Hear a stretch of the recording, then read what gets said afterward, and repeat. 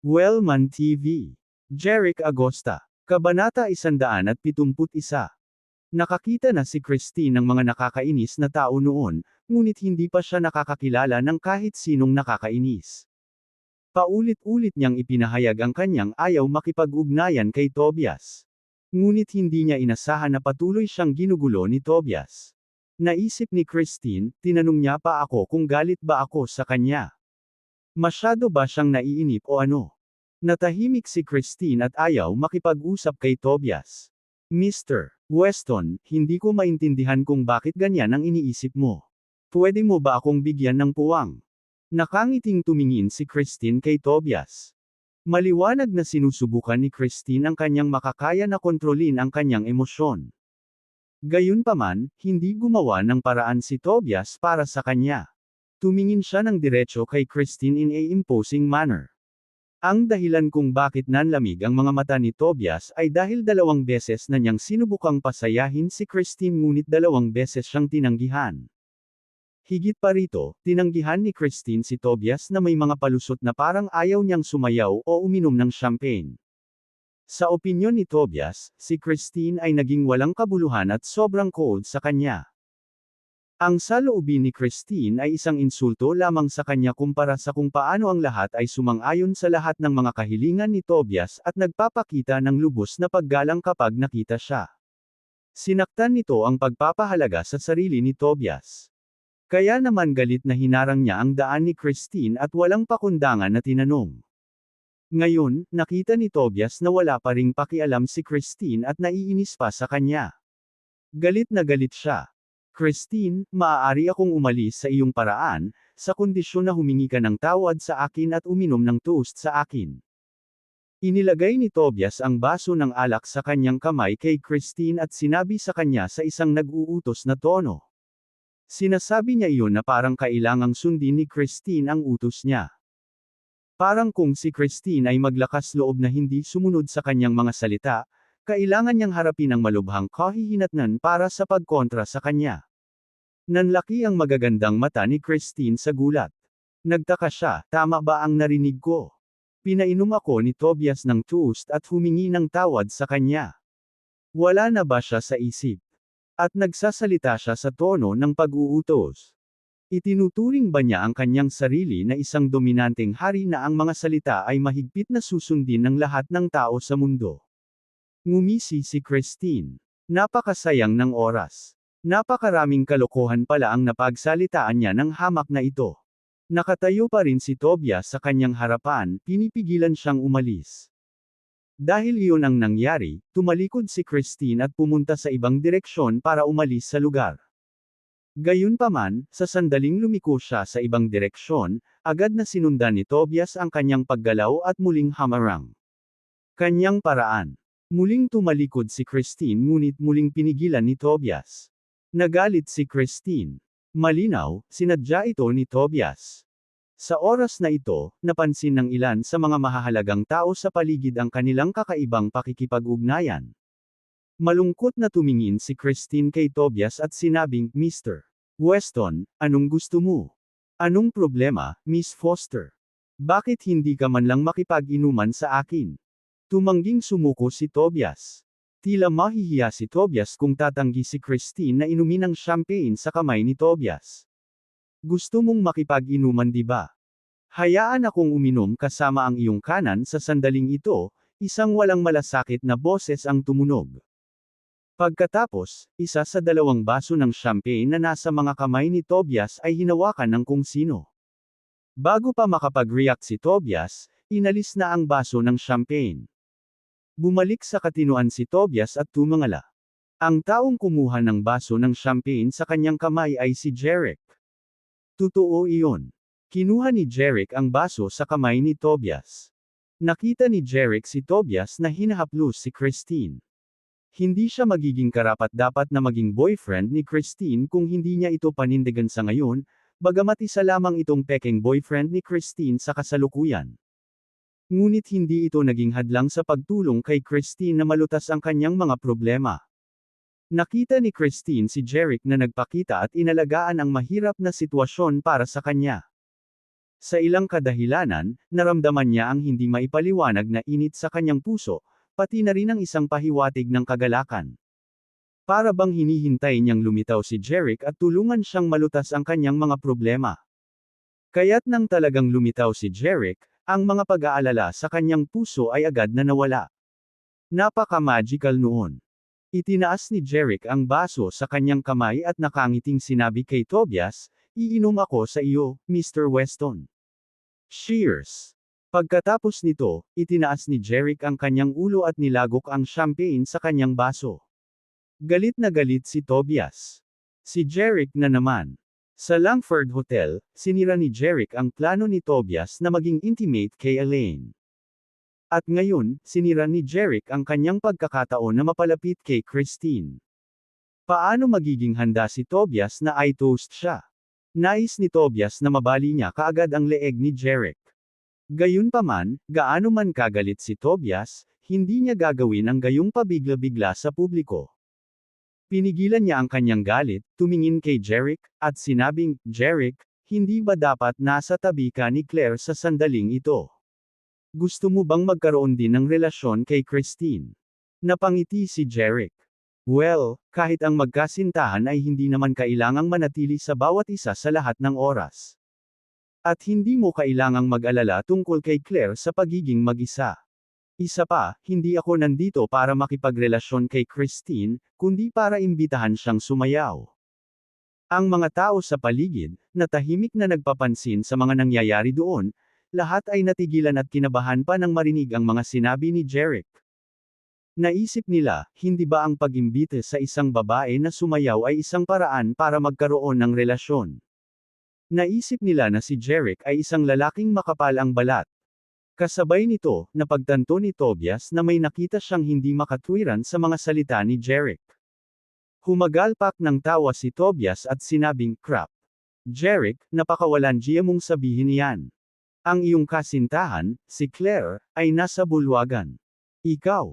Niligawan si Christine dito at niyaya siyang sumayaw. Masasabi mo bang hindi mo niloloko si Claire?" Ngunit, nang sabihin ito ni Tobias, sinadya niyang itinaas ang kanyang boses para marinig siya ng mga tao sa kanyang paligid. Walang alinlangan na ang kanyang mga salita ay may epekto sa mga nakapaligid sa kanila. Hindi lamang lumingon at tumingin sa kanila ang mahahalagang tao sa malapit, kundi pati na rin ang marami sa mga dalaga ay tumigil sa pagsasayaw at tumingin sa kanila ng may pagtataka. Maraming mahahalagang tao ang tila nasa panig ni Tobias. Laking gulat nila nang marinig na niligawan ni Jeric ang ibang babae at hiniling na sumayaw kapag naruroon ang kasintahang si Claire. Malinaw na niloloko ni Jeric si Claire. Ang lahat sa paligid ay umiling, nakaramdam ng pang-aalipusta, at hinamak si Jeric. Maging ang mga dalagang katatapos lang sumayaw ay nagsabi sa kanilang mga kasama sa pagsasayaw, lalaki naman ay playboy.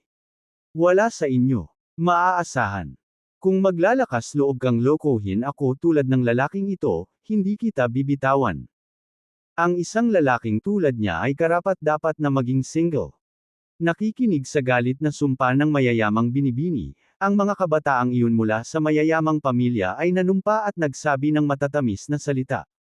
Para suyuan ng mga dalagang ito. Nang makitang sa wakas ay hamupa na ang galit ng mga babae, ang mga kabataang iyon. Dahil dito, lalo pa nilang kinasusuklaman si Jeric. Kinasusuklaman ng mga binata si Jeric dahil may kapatid ang kanyang mga taksil. Kaya naman, nagtanim sila ng sama ng loob kay Jeric. Gayunpaman, sa harap ng sinasadyang bluff at paninirang puri ni Tobias, ang pag-imbita sa isang batang babae na sumayaw ay katumbas ng panloloko sa kanyang kasintahan. Kung yan ang iniisip mo, tama ka. Niloloko ko. Pagkatapos noon, magalang na yumuko si Jeric at inabot ang isang kamay sa sayaw ng... Nagulat ang lahat. Pati si Christine ay napatulala. Sa oras na ito, hindi lamang si Jeric ang hindi natatakot sa mga tsismis, boo. Nakakagulat na matapang si Jeric. Sa hindi malamang dahilan, naramdaman ni Christine na bumilis ang tibok ng kanyang puso. Nakatutok ang mata ng lahat sa mukha niya. Naramdaman niyang uminit ang mukha niya. Lumipas ang 1 segundo, 2, 3. Makalipas ang 3 segundo, sumagot si Christine kay Jeric, okay. Para suyuan ang mga dalagang ito. Gitling. Nang makitang sa wakas ay hamupo na ang galit ng mga babae, ang mga batang M. Dahil dito, lalo pa nilang kinasusuklaman si Jeric. Dumi.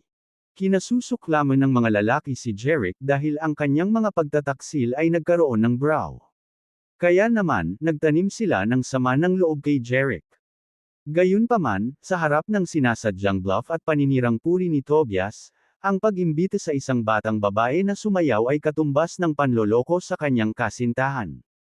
Kung yan ang iniisip mo, tama ka. Niloloko ko. Pagkatapos noon, magalang na yumuko si Jeric at inabot ang isang kamay sa sayaw ng... Nagulat ang lahat. Pati si Christine ay napatulala. Sa oras na ito, hindi lamang hindi natatakot si Jeric sa mga alingaw-ngaw, ngunit nakakagulat na matapang si Jeric. Sa hindi malamang dahilan, naramdaman ni Christine na bumilis ang tibok ng kanyang puso. Nakatutok ang mata ng lahat sa mukha niya. Naramdaman niyang uminit ang mukha niya.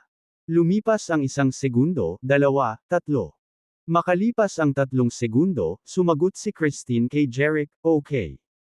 Para suyuan ang mga dalagang ito. Nang makitang sa wakas ay hamupo na ang galit ng mga babae, sa wakas ay nakahinga ng maluwag ang mga binatang iyon. Dahil dito, lalo pa nilang kinasusuklaman si Jeric. Kinasusuklaman ng mga kabataang lalaki si Jeric dahil ang kanyang pagtataksil ay nagdala sa kanila sa gulo. Kaya naman, nagtanim sila ng sama ng loob kay Jeric. Gayunpaman, sa harap ng sinasadyang pambabula at paninira ni Tobias, ngumiti lang si Jeric at sinabing, Mr. Weston, ang pag-imbita sa isang babae na sumayaw ay katumbas ng panloloko sa isang kasintahan. Kung yan ang iniisip mo, tama ka. Niloloko ko ang girlfriend ko. Ikaw. Isipin. Pagkatapos noon, magalang na yumuko si Jeric at inabot ang isang kamay kay Christine tulad ng ginawa ni Tobias. Christine, pwede ba kitang imbitahan na sumayaw? Nagulat ang lahat. Pati si Christine ay napatulala. Sa oras na ito, hindi lang si Jeric ang hindi natatakot sa mga chismis, kundi niyaya rin niya si Christine na sumayaw sa harap ng lahat. Nakakagulat na matapang si Jeric. Sa hindi malamang dahilan, naramdaman ni Christine na bumilis ang tibok ng kanyang puso. Nakatutok ang mata ng lahat sa mukha niya. Naramdaman niyang uminit ang mukha niya. Lumipas ang 1 segundo, 2, 3. Makalipas ang 3 segundo, sumagot si Christine kay Jeric, okay. Kabanata 172. Nagkagulo ang mga tao. Walang inaasahan na yayain ni Jeric si Christine na sumayaw sa halip na iwasan ang pagdududa. At mas ikinagulat nila na pumayag si Christine na makipagsayaw kay Jeric. Ang kanilang mga pakikipag-ugnayan ay lampas sa inaasahan ng lahat. Napakatapang nila. At ang kanilang mga aksyon ay mapangahas. Walang makakaintindi sa sitwasyon dito. Hindi nila ito matanggap. At naisip nila na ang paraan ng paggawa nina Jeric at Christine ay immoral. Ngunit walang pakialam sina Jeric o Christine sa kanilang mga saloobin. Kaya wala na silang magagawa. Lalo na si Tobias, para siyang sinampal sa mukha. Nakaramdam siya ng sobrang hiya. Sinabi sa kanya ni Christine na ayaw niyang sumayaw. Pero ngayon, pumayag siyang makipagsayaw kay Jeric. Ito ay malinaw na isang insulto kay Tobias. Nang makita si Claire sa hindi kalayuan, agad na lumapit si Tobias. Bakas sa mukha ni Tobias ang galit na sinabi kay Claire, Claire, may kasamang ibang babae ang boyfriend mo. Hindi ka niya sineseryoso. Okay ka lang ba niyan at nakikita mo silang invisible? Napatingin ang lahat kay Claire. Lahat sila ay naawa sa kanya. Naisip nila, tama si Tobias. Wala na sa linya si Jeric para patulan ng ibang babae at yayain siyang sumayaw kapag naruroon din ang kasintahang si Claire. Matitiis kaya ni Claire ang ganyang playboy? Kung sila si Claire, maaari nilang garantiya na agad nilang itatapon si Jeric at puputulan ang lahat ng koneksyon kay Jeric ng mabilis hanggat maaari. Gayunpaman, nanatiling hindi natinag si Claire at mahinahong sinabi, "First I'm okay with that." Ano ang iyong opinyon? Sinabi ito ni Claire dahil alam na niya na sinadya ni Tobias na i-frame si Jeric sa pamilyang Palmer gamit ang isang video noong nakaraan.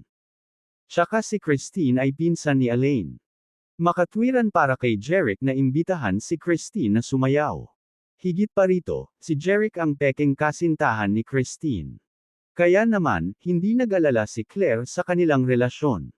Gayunpaman, ganap na napatulala si Tobias nang marinig niya ang sinabi ni Claire. Natigilan din ang mga tao sa paligid. Hindi nila maiwasang magtaka, bakit hindi galit si Claire? Bakit wala siyang pakialam sa paghiling ni Jeric sa ibang babae na sumayaw? Ito ay hindi kapani-paniwala. Si Tobias ay walang mailalabas na galit sa kanyang puso. Nakaramdam siya ng matinding panlulumo. Samantala, dahan-daang pumasok sina Jeric at Christine sa gitna ng bulwagan. Hinawakan ni Jeric ang balingkinitang baywang ni Christine gamit ang isang kamay at hinawakan naman ang kamay ni Christine sa kabila. Nilagay ni Christine ang isa niyang kamay sa braso ni Jeric. Pagkatapos ay sumayaw silang dalawa sa magandang himig ng musika. Panay ang tingin nila sa mukha ng isa't isa na para bang walang ibang tao sa hall. Kumaway ang mahabang damit ni Christine at ang mahaba niyang malambot na buhok ay gumagapang sa bulwagan. Sabay na nagtinginan ang dalawang tao sa isa't isa. Si Jeric at Christine ay parang dalawang paro-paro na nagsasayaw sa magandang tagsibol. Maging ang mga mahahalagang figure na humamak sa kanila, ay inakala na ang kanilang sayaw ay maganda at kaaya-aya sa mata. Kinurap-kurap pa ng mga dalagang iyon ang mabituan nilang mga mata at bamulong ng lasing, napakagaling nilang sumayaw. Sila ay isang tugma na ginawa sa langit. Na-touch ako. Nakalimutan na nila kung paano nila binalaan ang kanilang mga kapareha na lalaki na huwag magkamali tulad ni Jeric. Ang mga babae ay ipinanganak na emosyonal. Kapag nakaramdam sila ng pagkaantig, maaari pa nilang ibagsak ang lahat ng kanilang sinabi. Galit na galit si Tobias sa mga hinahangaang salitang iyon kaya nagdilim ang kanyang mukha. Noong una, gusto niyang gamitin ang katotohanan na niloko ni Jeric si Claire para ipahiya si Jeric sa publiko. Sa hindi inaasahan, ang mga bagay ay tila naging ganap na naiibang paraan. Hindi sinasadyang nakita ni Tobias si Denton, na may malamig na ekspresyon sa mukha sa karamihan at tila galit na galit. Naisip ni Tobias na ito ay isang pagkakataon upang maghayganti kay Jeric. Naisip ni Tobias, ito na. Okay lang kay Claire na walang pakialam sa ginagawa ni Jeric. Ngunit paano matitiis ni Mr. Carter ang nagawa na ni Jeric? Pagkatapos, sinamantala ni Tobias ang pagkakataon at mabilis na naglakad papunta kay Denton. Yumuko siya kay Denton at sinabing, "Nice to meet you, Mr. Carter." Sumulyap si Denton kay Tobias at nagtanong, "Anong problema?" Ngumiti si Tobias at sinabing, "Mr. Carter, hindi tapat si Jeric kay Claire. Hindi mo maaaring isapuso iyon at magalit. O maaari itong makapinsala sa iyong kalusugan." Tumango ang mga tao sa paligid at naramdaman nilang tama si Tobias tungkol doon. Hindi talaga dapat magalit si Denton sa ginawa ni Jeric. Ito ay hindi katumbas ng halaga. Gayunpaman, tumingin si Denton kay Tobias at nagtanong ng may interes, "Mr. Weston, paano mo nalaman na galit ako?" Natigilan si Tobias. Nakita niyang may ngiti si Denton sa kanyang mukha at tumingin sa kanya na may pagtatanong, na nagpapahiwatig na talagang hindi si Denton galit. Matagal na hindi nakaimik si Tobias. Pero ngayon lang, "Mr. Carter, nakita ko ang malungkot mong mukha, kaya akala ko galit ka. Hindi ka ba galit na nagyaya si Jeric ng ibang babae na sumayaw sa harap ni Claire?" Ang bawat matagumpay na lalaki ay sikat sa mga kababaihan. "Nagseselos ka ba kay Jeric?" Diretsyong tanong ni Denton kay Tobias. Ang mga salita ni Denton ay nagpatigil sandali kay Tobias, na nalantad na ang intensyon. Nang sa wakas ay natauhan si Tobias, agad niyang ikinaway ang kanyang kamay at sinabing, "Mr. Carter, hindi ako nagseselos sa kanya." Gayunpaman, si Denton ay sumulong at sinabi kay Tobias Weston sa isang kahangahangang paraan, "Kung gayon, bakit ka nagpakalat ng mga tsismis at nagdudulot ng kaguluhan para sa kanya?" Si Tobias ay mukhang natatakot. "Hindi ako nagkalat ng kahit anong tsismis." "Hindi ka nagkalat ng tsismis. Si Christine ay pinsan ni Claire. Niyaya lang ni Jeric ang pinsan ni Claire na sumayaw. Bakit playboy ang tawag mo sa kanya?" Galit na pinandilatan ni Denton si Tobias at humakbang pasulong. Sa harap ng mapusok na aura ni Denton, saglit na hindi nakapagsalita si Tobias.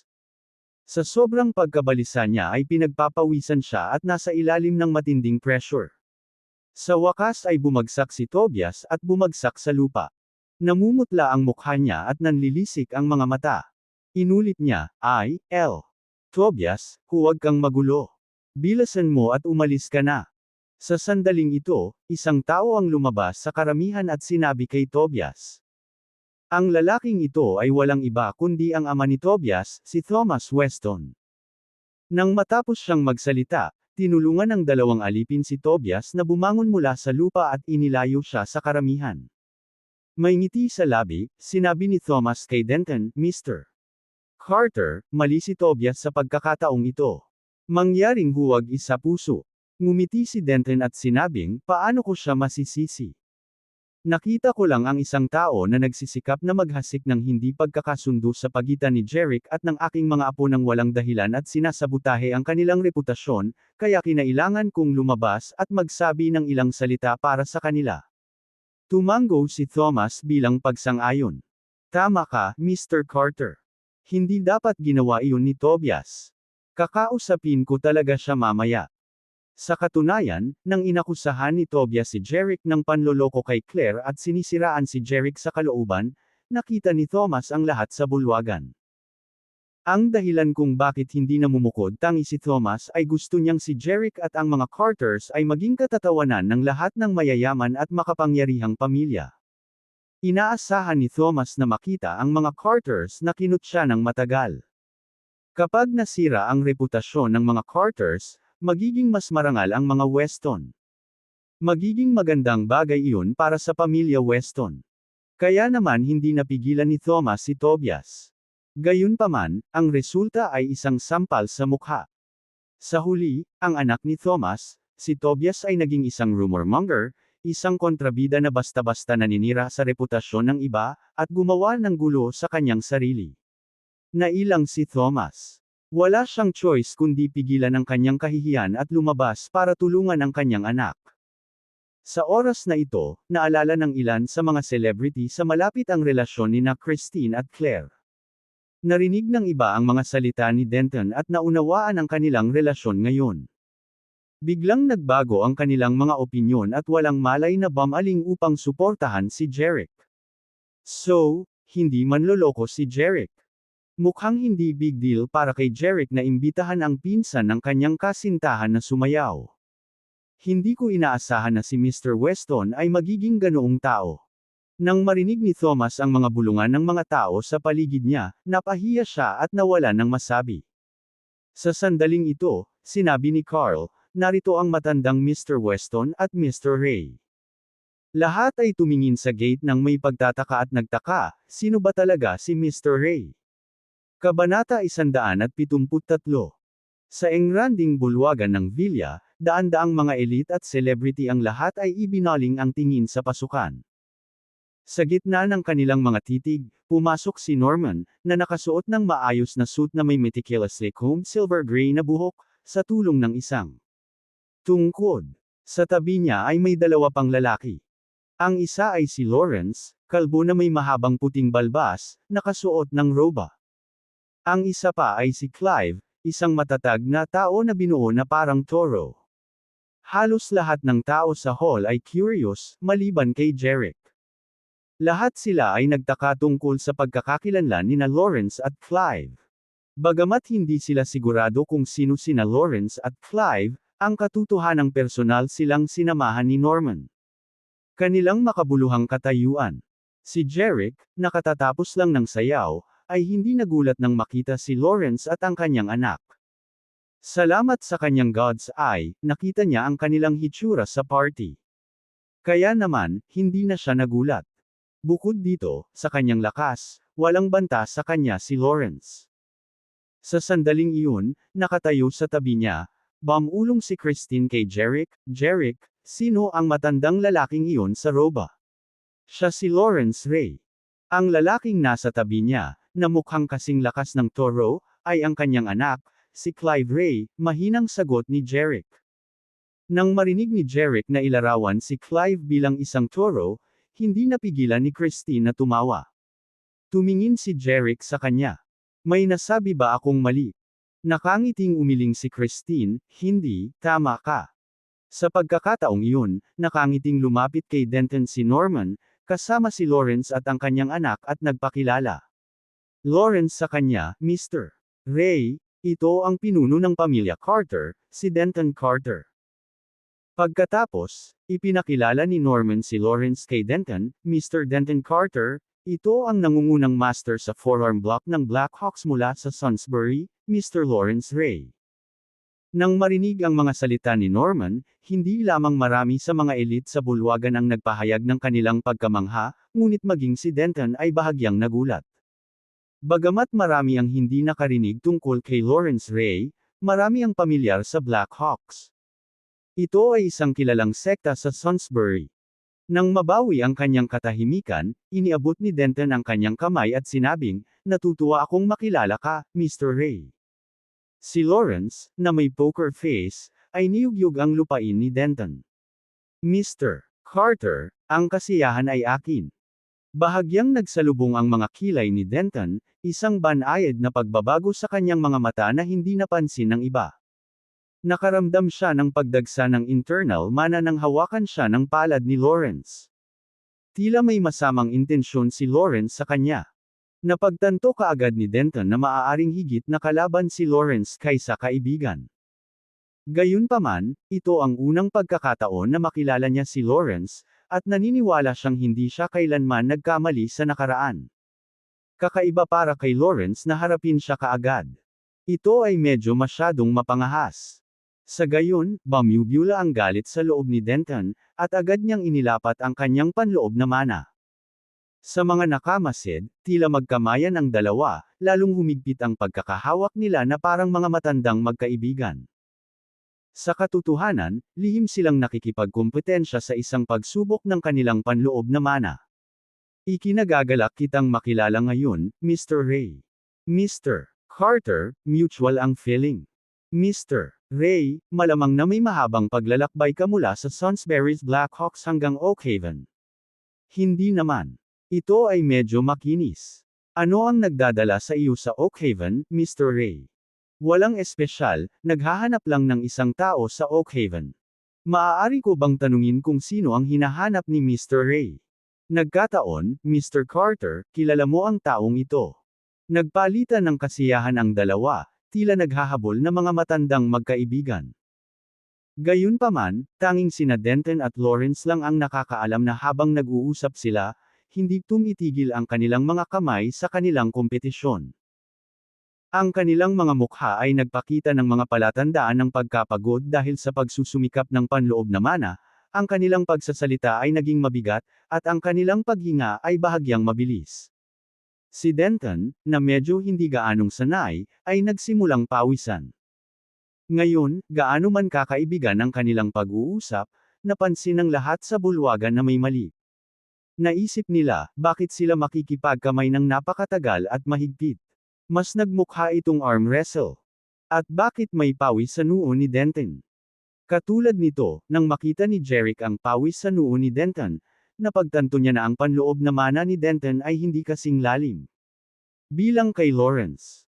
Kung magpapatuloy ang paligsahan, tiyak na magkakaroon ng internal injury si Denton. Kaya, humakbang si Jerick mula sa karamihan at tinawag si Clive, hindi ba taga Vista Verde itong si Clive? Hindi ka ba nasa kulungan? Paano ka napunta sa Oakhaven? Oh, naiintindihan ko. Tiyak na nakatakas ka sa kulungan. Nang marinig ito, hindi lamang lumingon si Clive kay Jerick, kundi si Lawrence, na nakikipagkumpetensya kay Denton, ay agad ding itinuon ang tingin kay Jerick. Agad na nakilala ni Clive si Jerick, nag-alab sa galit ang mga mata ni Clive, na nakaturo sa kanya. Jerick Agosta, napilayan mo ang martial arts ko at ikinulong mo ako. Ngayong araw, papatayin kita. Biglang binawi ni Lawrence ang kanyang kamay mula sa paligsahan nila ni Denton, humakbang para harangin ang galit na si Clive, na may balak na harapin si Jerick. Pagkatapos ay sinabi niya kay Clive, "Clive, tumabi ka muna.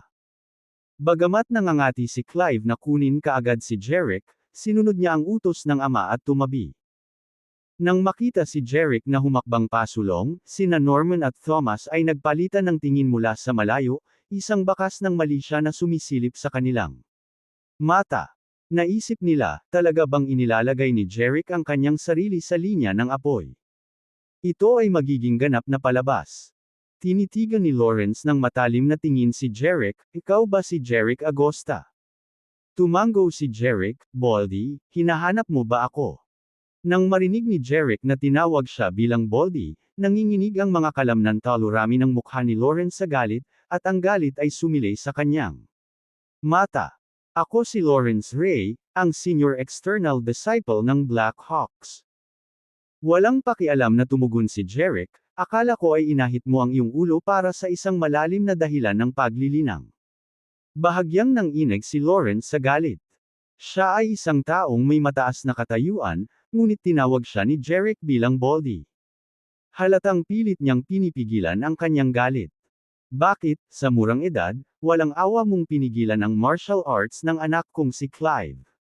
Tanong ni Lawrence na may matalim na tingin at malamig na tono. Nagkibit balikat si Jerick. Dapat tanungin mo ang anak mo tungkol dyan. Noong araw na umalis sa Horizon Group Building, gusto niya akong patayin. Walang dahilan. Kahit gusto niya akong patayin, dapat mas nag-practice siya ng martial arts niya. Napatumba ko siya sa isang suntok. Sa ganitong kalunos-lunos na kakayahan, gusto niyang pumatay. Nakakahiya talaga. Pagkasabi nito, tumingin si Jerick kay Clive na may masamang ekspresyon. Nang marinig ito, halos mahimatay si Clive sa galit at kahihiyan. Pakiramdam niya ay labis siyang insultuhan ni Jerick. Ito ay ganap na paninirang puri sa kanya. Ganon ba talaga kalala ang lakas niya? Katulad nito, nang marinig ang mga salita ni Jerick na minamaliit si Clive, nanginginig si Lawrence sa galit at sumigaw, Jerick Agosta, pigilin mo ang iyong dila. Kabanata 174. Ang dahilan kung bakit galit na galit si Lawrence ay hindi lamang dahil minamaliit ni Jerick sa publiko ang kanyang anak na si Clive, kundi dahil din kay Agosta. For life's martial arts at ipinakulong siya. Upang iligtas ang kanyang anak, naglakbay si Lawrence ng libu-libong milya mula Salisbury hanggang Vista Verde, na pinalaya si Clive sa kulungan. Bilang master ng Black Hawks, kailan pa nakita ni Lawrence ang kanyang anak na dumanas ng gayong kahihiyan? Kaya, nang banggitin ni Jerick sa publiko ang kahihiyan ni Clive, ang galit sa puso ni Lawrence ay umabot sa sukdulan nito. Ang sigaw ni Lawrence ay malinaw na nagpabago ng bahagya sa mga elite sa bulwagan, na puno ng takot. Ito ay isang master mula sa prestihiyosong Black Hawks sa Salisbury. Kung kikilos siya, walang alinlangang magkakaroon ng pagdanak ng dugo. Karamihan sa kanila ay hindi mga dalubhasa sa martial arts, at kahit ang mga bihasa ay mas mababa sa lakas ni Lawrence. Kaya naman, likas silang lumayo sa gitna ng bulwagan upang maiwasang masangkot. Naiwan lamang ang mga miyembro ng pamilyang Carter at ang pamilyang Foster na nakatayo sa tabi ni Jerick at Lawrence. Nag-alala ang lahat para kay Jerick, lalo na't napilayan niya ang martial arts ni Clive at ipinakulong siya. Hindi ito pinabayaan ni Lawrence, at isang matinding labanan ang malapit ng mag-chop sa party na ito. Jerick, sabihin mo sa akin. Gusto mo bang patayin kita, o kitilin mo ang sarili mong buhay? Ang matalas at malamig na mga mata ni Lawrence ay matamang nakatitig kay Jerick habang nagsasalita ito sa bawat salita. Nang matapos siyang magsalita, isang nakagigig na punyal ang dumulas mula sa kanyang manggas at papunta sa kanyang kanang kamay. Sa isang pitik ng kanyang pulso, lumipad ang punyal, na nakalagay sa mga tile sa sahig sa harap lamang ng kanang paa ni Jerick, na nawawala ng isang lapad ng buhok. Ang talam ay lumubog ng ilang pulgada sa tile, hindi gumagalaw. Lahat ay mukhang natakot. Sa isang casual na paghagis, inilagay ni Lawrence ang dagger sa mga tile sa sahig, na ipinakita ang kanyang malalim na panloob na mana. Nakapagtataka rin ang talas ng punyal. Lawrence, kung gusto mong patayin si Jerick, kailangan mo muna akong patayin sa sandaling ito. Humakbang pasulong si Denton, nakatayo sa harap ni Jerick, at nagsalita sa tono ng pag-uutos. Kay Lawrence, Agad na lumipat ang tingin kay Denton, ngunit sinalubong ni Denton ang kanyang raise. Nang walang kurap. Nagtama ang kanilang mga mata sa isang tensyonado na standoff. Malamig at mabagsik ang mukha ni Lawrence. Noong nakipagkamay siya kay Denton kanina ay palihim niyang nasubukan ang lakas ni Denton. Nalaman niya na si Denton ay isa lamang mid-level internal force martialist, malinaw na hindi pare-pareho sa mga top-tier na kasanayan ni Lawrence. Kung sila ay Phi. Sa makatuwid, tiwala si Lawrence na matatalo niya si Denton. Si Claire, ang kanyang mga magulang, at ang pamilya Chen ay labis na nag-aalala para sa kaligtasan ni Denton. Pagkatapos ng lahat, si Lawrence ay isang kilalang eksperto mula sa Black Hawk sa Salisbury. Paano kaya si Denton ang kanyang kakampi? Sa pagkakataong iyon, pumasok si Norman na kanina pa nakatingin sa gilid, kunwaring sinusubukang pumagitna. Sabi niya, Mr. Denton Carter, Mr. Lawrence Ray, pareho kayong mga iginagalang kong bisita ngayong gabi. Tulad ng kasabihan, mas mabuting lutisin ang mga awayan kaysa hawakan sila. Bakit kailangang maging sobrang sukdulan? Ang kanyang mapayapang pag-uugali ay natural na nakakuha sa kanya ng paggalang at paghanga ng maraming mga elit na naruroon. Gayunpaman, nang makita ang kanyang sariling pagganap na nanalo sa marami, lihim na nasiyahan si Norman. Alam niyang kahit subukan niyang mamagitan, hindi magkakasundo sina Lawrence at Denton. Sa katunayan, ang kanyang pamamagitan ay maaaring magpaliyab pa ng apoy ng kanilang galit. Gaya ng inaasahan, malamig na sagot ni Lawrence, Mr. Norman Weston, hindi mapagkasundo ang hinaing ng pagkalumpong ng martial arts ni Clive. Katulad nito, matatag na tumugon si Denton, Norman, walang puwang para sa negosasyon pagdating sa isang taong gustong pumatay kay Jerick.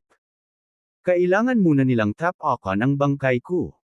Napabuntong hininga si Norman, nagkukunwaring panghihinayang at kawalan ng magawa, na parabang labis niyang pinagsisihan na hindi niya magawang mamagitan sa kanilang puot. Mr. Norman Weston, si Denton ang pumatay sa aking lolo. Biglang umalangaw-ngaw ang isang boses na puno ng puot mula sa pasukan. Nalipat agad ang tingin ng lahat sa pinto. Sa ilalim ng proteksyon ng dalawang bodyguard, pumasok si Benjamin. Bakas sa mukha ng lahat ang pagkagulat. Bakit nandito si Benjamin? Marami sa mga elit ang dumalo sa memorial service para kay Emerson ilang araw na ang nakakaraan. Alam nilang lahat na noong araw na iyon, sinubukan ni Benjamin na patayin si Jerick gamit ang kutsilyo. Sa hindi inaasahang pagkakataon, muli siyang nagpakita sa elite party na ito. At inakusahan niya si Denton na siya ang pumatay kay Emerson. Naging hindi makapaniwala ang lahat. Paano posibleng si Denton ang pumatay kay Emerson? Puno ng galit ang mukha, nilapitan ni Benjamin si Norman, tinuro si Denton ilang metro ang layo, inulit. Mr. Si Norman Weston, siya ang pumatay sa lolo ko. Nagkunwaring galit si Norman at sinaway si Benjamin, Benjamin, paano ka makakagawa ng mga walang basehang akusasyon? Paanong si Denton ang pumatay sa lolo mo? Mr. Norman Weston, hindi ako nagsasalita ng walang kaparirikan. Noong gabing namatay ang lolo ko, pinadala niya sina Mr. Merritt at Mr. Richardson, na mga alagad din ni Mr. Lawrence Ray, para patayin si Jerick, matalas ang mga mata ni Benjamin. Ngunit hindi nagawa ni Mr. Merritt at Mr. Richardson na patayin si Jerick. Sa halip, pinatay sila ng isang misteryosong nakamaskara na lalaking nakaitim. Pagkatapos noon, pinatay din ang lolo ko nitong lalaking nakamaskara. Siguradong si Denton, sinusubukang protektahan si Jerick, ang pumatay sa aking lolo at Mr. Merritt at Mr. Richardson. At sa buong lungsod, bago dumating si Mr. Lawrence Ray, si Denton lang ang may kakayahang patayin ang lolo ko. Sa katunayan, marami sa mga elit sa bulwagan, sa pamamagitan ng kanilang sariling paraan at mga channel, ay alam ang ilan sa mga bagay na binanggit ni Benjamin. Alam nila ang tungkol sa pagpapadala ni Emerson kay Cooper at Dean upang patayin si Jerick at tungkol sa kanila na pinatay ng isang misteryosong nakamaskara. Lalaki. Gayunpaman, wala silang natanggap na balita na ang lalaking nakamaskara ay si Denton. Kahit na sa lungsod, ang tanging taong may kakayahang pumatay kay Emerson ay si Denton, lahat ay nangangailangan ng ebidensya. Kung walang katibayan, kahit na ang mga salita ni Benjamin ay parang kapanipaniwala, ang mga ito ay mga haka-haka lamang. Sa makatuwid, karamihan sa mga elite sa bulwagan ay hindi gaanong nag-react sa sinabi ni Benjamin. Kung tutuusin, hindi naman sila musmos na bata na madaling malinlang ng ilang salita. Tumingin si Denton kay Benjamin at tumawa, sabi mo ako ang pumatay sa lolo mo, pero tanungin mo lahat ng tao dito. Sinong maniniwala dyan? Siyempre, nakita ni Benjamin ang hindi paniniwala sa mga mukha ng mga elite sa paligid niya, ngunit iginiit niya, ikaw ang pumatay sa lolo ko, pati na sina Mr. Merritt at Mr. Richardson. Benjamin, tigilan mo na ang paninirang puri ng walang ebidensya. Anong patunay ang kailangan mong sabihin na ang lolo ko ang mamamatay tao? Kung wala kang ebidensya at inaakusahan mo pa rin ang lolo ko, baka sabihin ko na ikaw ang pumatay sa sarili mong lolo. Sa puntong ito, isang galit na boses ang tumunog. Ito ay mula kay Claire na hindi na nakayanan pa. Siyempre, walang ebidensya si Benjamin. Kung hindi, iniharap na niya ito. Napaharap siya sa agresibong pagtatanong ni Claire, hindi siya nakaimik. Ito ay kasalanan ng isang gumagawa ng mali. Ebidensya. Maliwanag na si G. Emerson Palmer at ang dalawa kong alagad ay pinatay ni Denton. Ano pang ebidensya ang kailangan? Gayunpaman, sa sandaling ito, isang malamig na boses, nakakatakot at nakakatusok, ang umalangaw-ngaw. Si Lawrence iyon. Isang lamig ang damaloy sa gulugod ng lahat. Naisip nila, sinusubukan ba ni Lawrence na i-bully ang kanyang paraan, walang pinipiling paglalagay kay Denton bilang mamamatay tao. Kabanata 175. Si Claire, ang mag-asawang Carter at Foster, at si Christine ay nagalit nang marinig ang mga salita ni Lawrence. Inakusahan ni Lawrence si Denton ng pagpatay ng walang anumang ebidensya. Pang-aapi lang iyon. Masyadong malayo ang narating niya. Gayunpaman, si Jerick ay hindi kasing galit ng mga Carters at mga Fosters. Expected na niya na magiging bully si Lawrence. Ang mga dalubhasa sa martial arts na iyon ay walang pakialam sa ebidensya. Ang tanging inaalala nila ay lakas. Sa kanilang paniniwala, ang malakas ay maaaring mangibabaw sa mahihina at magpasya sa kanilang kapalaran. Ito ang panuntunang maaasahan ng mga eksperto. Tumingin si Denton kay Lawrence at tumawa ng galit. Haha, hindi ko akalain na maaakusahan akong pumatay kay Emerson at sa kanyang mga tauhan balang araw. Anong biro? Lawrence Ray, huwag mong isipin na kaya mo akong i-bully sa gusto mo dahil lang sa eksperto ka sa Blackhawks. Hindi ako natatakot sa iyo. Mag-away na lang tayo. Sigaw ni Denton. Inangat ni Lawrence ang ulo niya at tumawa ng baliw. Haha, mabuti. Hinihintay kong sabihin mo yan. Papatayin kita para ipaghiganti ang dalawang junior apprentice at si Mr. Palmer. Ang kanyang mga mata ay naging kasing talas ng isang agila. Naniniwala siya na bukod sa pagpatay sa dalawang junior apprentice, kinuha din ni Denton ang malaking ari-arian na iniwan nila sa safe ng insurance company.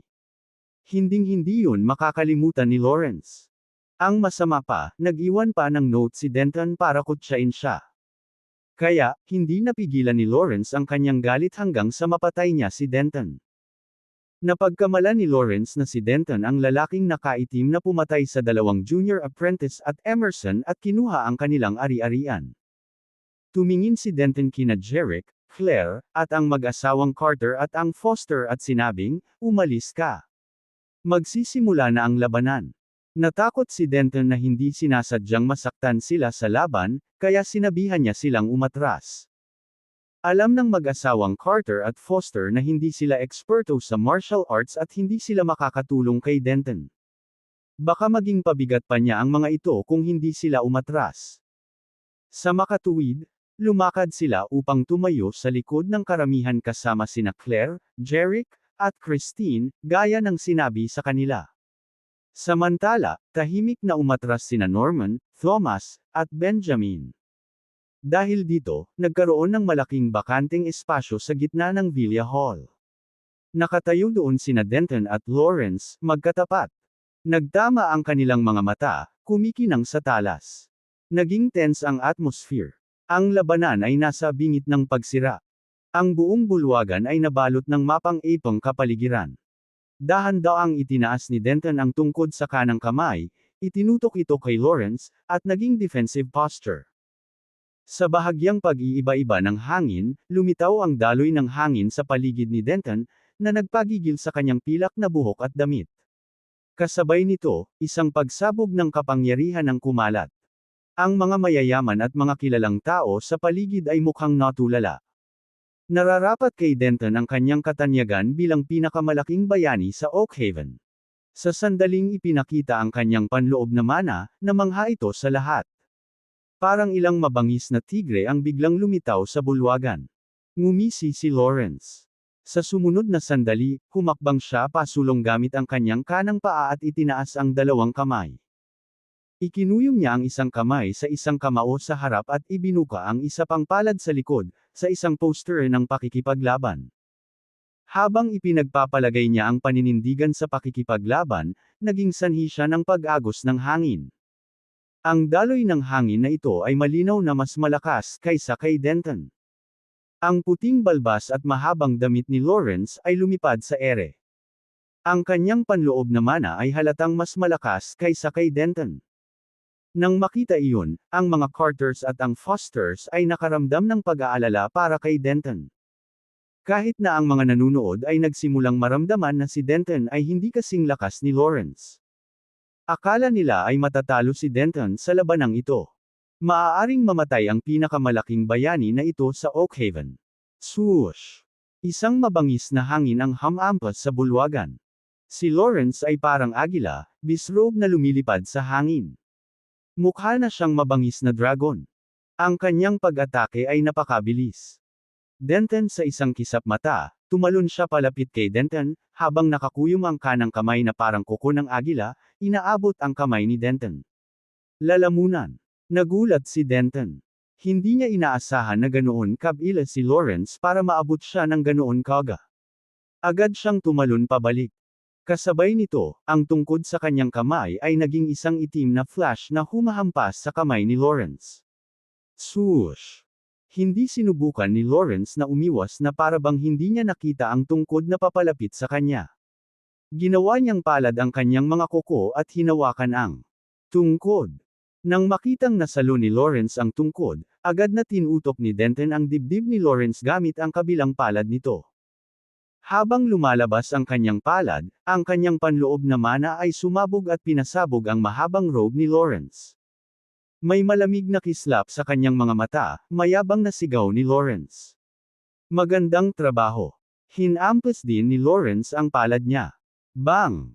Nang magtama ang dalawang palad, nagsimulang manginig ang buong lugar. Ang daloy ng panloob na mana ay lumundag at napuno ang buong bulwagan ng nakakatakot na aura. Nagulat ang lahat ng nanunood. Nang magsalubong ang mga palad ni Lawrence at Denton, ang kanilang panloob na mana ay tumaas ng husto, na naging sanhi ng kanilang balbas, buhok, at isang damit na pumutok at kumalansang. Wala sa kanila ang gustong umatras.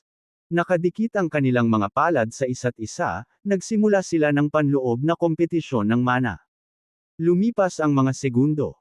Habang nagpapatuloy ang laban, nagbago ang mga mukha ni Lawrence at Denton.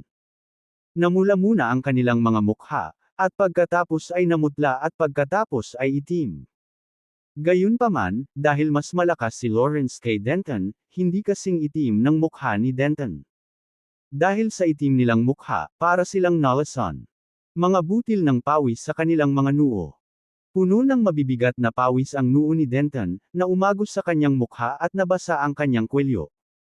Nababalot ng pawis ang noo ni Lawrence. Sabik na sabik si Claire at bumulong kay Jerick, "Nako, ang mukha ng lolo ko ay umitim na. Kung magpapatuloy ang laban, siguradong masusugatan siya ng malubha at magsusuka ng dugo." Nakatayo sa kabilang panig ng Jerick, si Christine ay labis ding kinakabahan, ang kanyang mga labi ay nakadikit. Hinawakan niya si Jerick sa braso at sinabing, "Ano ang dapat nating gawin? Masasaktan si Lolo kapag hindi siya titigil ngayon." Grabe! Masasabi ni Jerick na kung magpapatuloy ang laban, si Denton ay masasaktan at mamamatay pa dahil sa nauubusan ng internal na mana. Ibig sabihin, kung hindi siya nakikialam ngayon, si Denton ay papatayin ni Lawrence. Inaliw niya sina Christine at Claire, Mr. Magiging maayos si Carter. Lalaban siya kaagad. Nang marinig ito, tumingin sina Claire at Christine kay Jeric na hindi makapaniwala. Totoo ba iyon, Jeric? Lalaban ba si Lolo? Pakiramdam nilang dalawa ay nauubusan na ng lakas ang kanilang lolo at hindi na makalaban. Gayunpaman, habang sila ay nagtataka, pinitik ni Jeric ang kanyang kanang daliri sa ilalim ng kanyang manggas, na nagdulot ng banayad na daloy ng hangin. Isang sinag ng mana, kasing manipis ng buhok, ang lumipad at tumama sa dibdib ni Lawrence sa isang iglap. Biglang nanlaki ang mata ni Lawrence sa gulat. Bigla na lang siyang nakaramdam na parang may hamampas sa dibdib niya ng 1,000-libong martilyo. Ang mana sa kanyang dibdib ay agad na inihagis sa kaguluhan. Ang kanyang mukha ay agad na naging mas itim, tulad ng peach. Mas nakatalikod pa ito sa mukha ni Denton. Tapos, sa wakas ay hindi na nakatiis si Lawrence at tumalsik ng subo ng dugo. Kabanata 176. Natural na hindi pa kakawalan ni Denton ang pagkakataong iyon nang makita niyang samuka ng dugo si Lawrence. Mabilis niyang sinipa si Lawrence sa tiyan gamit ang kaliwang paa. Pagkatapos, pinalipad si Lawrence na parang sandbag at bumagsak sa bulwagan ilang yarda ang layo. Bumulwak ang dugo sa kanyang bibig at hindi na siya makatayo. Nagulat ang lahat nang makita nila iyon. Walang inaasahan na si Lawrence, na nasa itaas, ay magsusuka ng dugo at pagkatapos ay ipapalipad pabalik. Ang paraan ng pag-ikot ng tubig ay simpleng nakasisilaw at hindi inaasahan. Sa tingin ng lahat, siguradong natalo si Lawrence dahil hindi siya kasing lakas ng hitsura niya. Sa kabaligtaran, si Denton ay dapat na nagpigil sa simula at pinaikot ang mga talahanayan sa kanyang pangwakas na paglipat sa dulo. Siyempre, ang higit na ikinagulat ng lahat ay talagang sinipa ni Denton si Lawrence gamit ang kaliwang paa. Alam ng lahat sa Oakhaven na si Denton Carter ang isang henerasyong kingpin ay nabaldado na may bali sa paa ilang dekada na ang nakalipas matapos manghuli ng isang mamamatay tao. Gayunpaman, ginamit ni Denton ang kanyang kaliwang binti. Hindi ba pailay si Denton? O gumaling na ba siya? Tatay. Nang makitang malubhang nasugatan ang kanyang ama, agad na sumugod si Clive at nag-aalalang sumigaw. Si Claire at Christine, gayon din si Christopher at ang kanyang asawa, ay mabilis ding naglakad papunta kay Denton at nag-aalalang nagtanong, "Lolo, okay ka lang ba?" "Dad, kumusta ang pakiramdam mo?" "Lolo." Umiling si Denton sa kanyang pamilya at sinabing, "Huwag kang mag-alala. Ayos lang ako." Siya ay talagang maayos, kahit na siya ay nakakonsumo ng masyadong maraming panloob na mana at nakaramdam ng bahagyang panghihina. Ngunit dahil hindi na niya kailangang makipaglaban sa panloob na mana, maaari niyang i-reserve ang kanyang panloob na mana at sa wakas ay makapagpahinga. Gayunpaman, medyo naguguluhan pa rin siya kung bakit biglang samuka ng dugo si Lawrence. Alam na alam niya na noon pa man ay mas malakas si Lawrence kaysa sa kanya. Ang biglaang pagbabagong iyon ay talagang mahirap unawain. Sa mismong moment na iyon, isang alon ng maingay na ingay ang tumunog mula sa labas. Mukhang maraming tao ang dumating. "Nandito kami para sunduin si Mr. Carter. Ito ang manor ng Westons. Walang trespassing." Pagkatapos, 12-dosenang malalakas na lalaking nakaitim ang pumasok sa bulwagan ng villa, bawat isa ay may hawak na 2 matulis na palakol at naglalabas ng mabangis na aura. Samantala, 12-dosenang mga bodyguard na nakasut ng mga Weston ang nakatayo sa harap ng matipunong lalaking iyon. Gayunpaman, ang matipunong lalaking nakaitim ay mukhang napakapanganib na may matalim na palakol sa kanilang mga kamay, kaya hindi nakipag-away ang mga bodyguard sa kanila ng direkta. Sa oras na iyon, mabilis na lumapit kay Norman ang isang pinuno ng bodyguard at nagsumbong. "Mr. Weston, 12-dosenang mga master ng Carters ang pumasok sa manor at sinabing narito sila para iligtas si Denton." Pagkatapos ay tumingin si Norman kay Denton at naisip, mukhang hindi lang ang Weston kundi pati ang mga Carters ang naghanda para ngayong gabi. Oo, talagang handa ang mga Carters.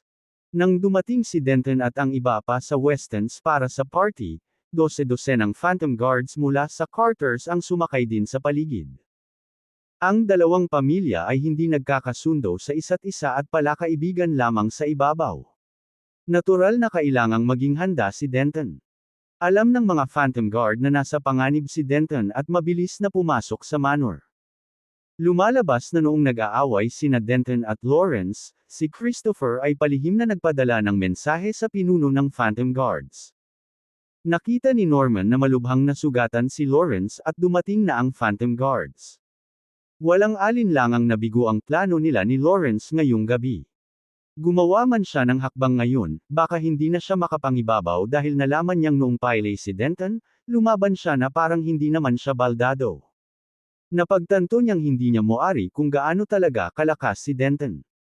Sa makatuwid, si Norman ay nagpakita ng mabait na mukha, lumapit kay Denton, at sinabing, Denton, ang resulta ng labanan sa pagitan mo at ni Mr. Ray ay napagdesisyonan na ngayong gabi.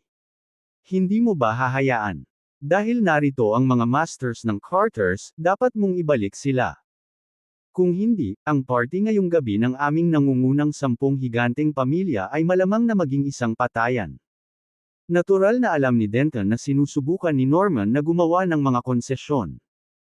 Gayunpaman, si Denton ay talagang mahina na ngayon, at ang Westons, ang host ng party ngayong gabi, ay hindi papayag ang Phantom Guards na tapusin si Lawrence. Kung siya ay nahuli sa isa pang laban, hindi niya magagarantiya na siya ay mananalo. Kaya naman, pumayag si Denton na parang pinapabore niya si Norman. Norman, I can let bygones be bygones tonight. Gayunpaman, kung sinisiraan ako ng sinuman sa pagiging isang mamamatay tao muli, papatayin ko sila kahit na ang kabayaran ng aking buhay. Mabilis na tumango si Norman at inulit ang sinabi ni Denton. Tama na yan. Kung may manggahas na bahiran ka, ako ang unang tatutol. Sinabi ni Denton kina Jerick, Claire, at sa iba pa, Tara na. Pagkatapos, umalis si Denton sa villa kasama ang mga Carters, ang Fosters, at Jerick, na sinamahan ng 12-dosenang Phantom Guards. Ang kaguluhan ay sa wakas ay natapos na. Agad na tinawag ni Norman ang mga katulong upang ipadala ang nasugatan na si Lawrence sa pribadong doktor sa asyenda para magamot. Pagkatapos ng pangyayaring iyon, wala na sa mood sumayaw o makisalamuha ang lahat ng maharlika. Umalis na ang lahat ng bisita. Sunod-sunod na umalis sa mansyon ang mga mamahaling sasakyan. Pagkaraan ng ilang sandali, daan-daang maharlika ang umalis. Sa bulwagan ng villa, tanging sina Norman at Thomas ang natitira, habang inutusan ni G. Johnson ang mga katulong na linisin ang kalat pagkatapos ng kasiyahan. Hindi na kasing gentle si Norman sa party. Sa halip, seryoso at malamig ang tingin niya. Nabigo ang lahat ng planong isinagawa sa party. Dahil doon ay naging komplikado at medyo galit si Norman. Ayon sa plano, tatalunan ni Lawrence si Denton at aalisin ang kanyang martial arts. Kinuha ni Norman ang control kay Denton at pinahirapan siya para makuha ang treasure map sa kanya. Ngunit ngayon, ang plano ay nag-ambala. Nakita din ni Thomas kung gaano kabalisa ang kanyang ama at nagtanong, Ama, ano ang susunod nating gagawin? Sagot ni Norman. Tara puntahan natin si Lawrence. Oo, Ama. Biglang may naisip si Norman at nag-order. Si Benjamin Palmer nga pala, hindi na kailangan pabolaikan sa hotel. Ikulong siya sa piitan. Huwag mo siyang hayaang umalis o makipag-ugnayan sa sinumang tagalabas. Sumagot si Tomas, Oo, Ama. Pagkatapos, kinuha niya ang phone niya at nag-dial ng number. Matapos makonekta ang tawag, inulit niya ang sinabi ng kanyang ama sa telepono. Pagkatapos noon, binaba na niya ang tawag. Pagkatapos, binisita nila kung saan ginagamot si Lawrence.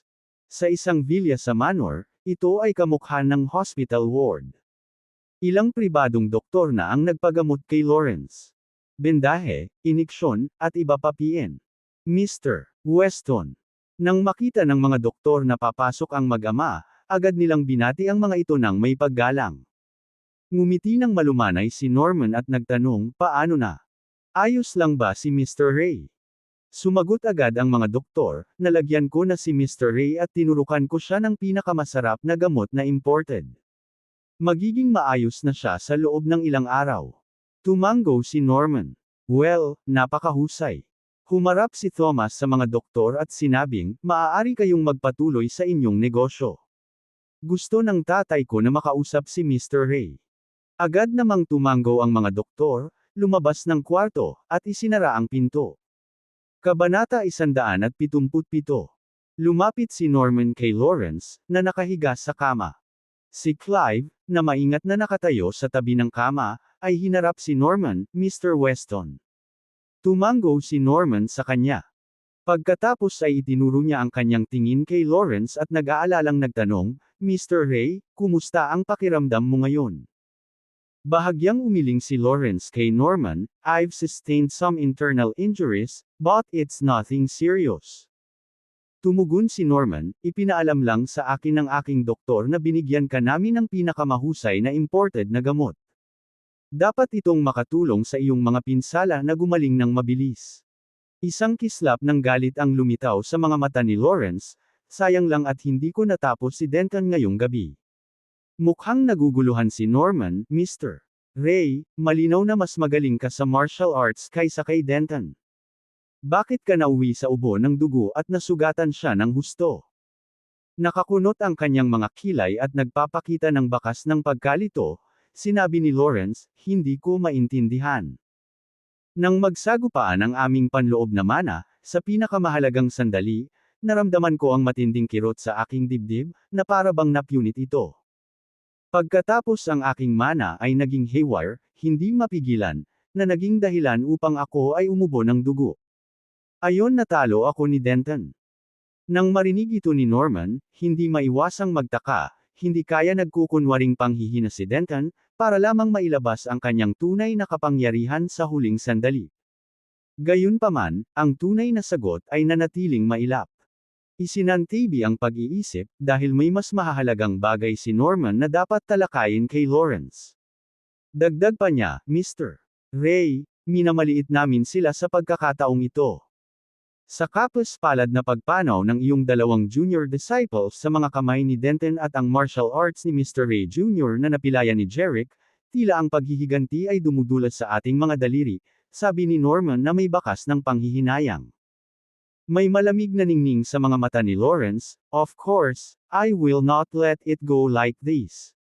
Maaaring isipin ni Denton na sa pamamagitan ng pagkatalo sa akin, ay ginawa ang Blackhawks para sa talagang minamaliit niya tayo. Nanlaki ang mata ni Norman. Nakatingin kay Lawrence, sinabi niya, iminumungkahi mo ba, Mr. Ray, na humingi ka ng tulong sa Blackhawks para harapin si Denton? Kung ganoon nga, naisip ni Norman, ito ay isang halo-halong pagpapala para sa akin. Kapag naipadala na ng Blackhawks ang kanilang mga nangungunang manlalaban upang harapin si Denton, ang treasure map na nasa pag-aari ni Denton ay maaaring mapunta sa mga kamay ng Blackhawks. Para harapin si Denton, hindi na kailangang i-rally ang buong Blackhawks. Mayroon akong isang dosina o higit pang mga kapwa-disipulo sa panlabas na sekta ng Blackhawks, at lahat sila ay sanay sa intermediate level internal force Marty A list, sabi ni Lawrence, nakahiga sa kama at nakatingin kay Norman ng may kumpiyansa. Hindi ako makapaniwala na kahit na sa pinagsamang lakas namin ng aking mga disipulo, magkakaroon ng pagkakataon si Denton. Nabuhayan ng loob si Norman nang marinig na nilayon lamang ni Lawrence na humingi ng tulong sa kanyang mga kapwa-disipulo mula sa panlabas na sekta, sa halip na humingi ng tulong mula sa buong Blackhawks. Dahil dito, nakahinga siya ng maluwag. Sa ganitong paraan, makokontrol pa rin niya si Denton at idiin siya para sa treasure map. Agad namang tumango si Norman bilang pagsang-ayon, sa tulong ni Mr. Ray at ng iyong mga kapwa-alagad, walang pagkakataon si Denton.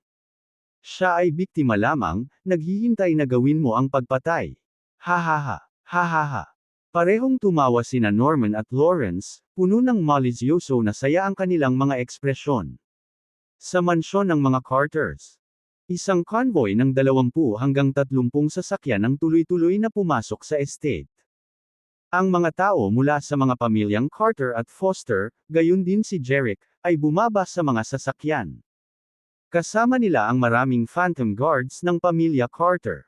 Mr. Carter, bumalik ka na. Ayos ka lang ba? Bati ni Stephen kay Denton na may pag-aalalang ekspresyon. Umiling si Denton kay Stephen, "I'm fine. Hayaang magpahinga ang lahat ng mga bihasang mandirigma ng pamilya Carter." Pagkilala, lumingon si Stephen sa Phantom Guards, at sinabing, "Mr. Sabi ni Carter, magpahinga na kayong lahat." Oo. 12-dosenang mga Phantom Guard ang sabay-sabay na sumagot, pagkatapos ay naghiwa-hiwalay. Si Stephen, kasama sina Denton, Jerick, mga miyembro ng pamilyang Carter at Foster, ay pumasok sa mansyon. Naupo ang lahat sa mga sofa sa sala, at binuhusan ni Stephen ang bawat isa sa kanila ng isang tasa ng kape. Sumimsam si Denton ng kape na may time na ekspresyon. Kahit na ito ay isang premium na kape, na kilala sa mayaman at matagal nitong lasa, malinaw na wala sa mood si Denton na tikman ito. Ganoon din si Christopher at ang kanyang asawa, pati na rin si David at ang kanyang asawa, lahat sila ay tahimik, tila nawala sa kanilang mga iniisip. "Lolo, natalo mo si Lawrence, at nakabalik tayong lahat ng ligtas. Bakit parang nalungkot kayong lahat?" Sa wakas ay hindi na napigilan ni Claire ang kanyang pagkalito, itinuro ang kanyang tanong sa kanyang lolo, magulang, at tiyahin at tiyuhin. Nagulat din si Christine, tama si Claire. "Bakit parang malungkot kayong lahat?"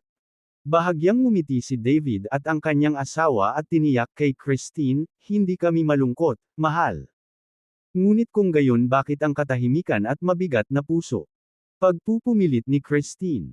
Naramdaman niya na may isang bagay na hindi ibinubunyag ng kanyang lolo, tiyahin, tiyuhin, at mga magulang.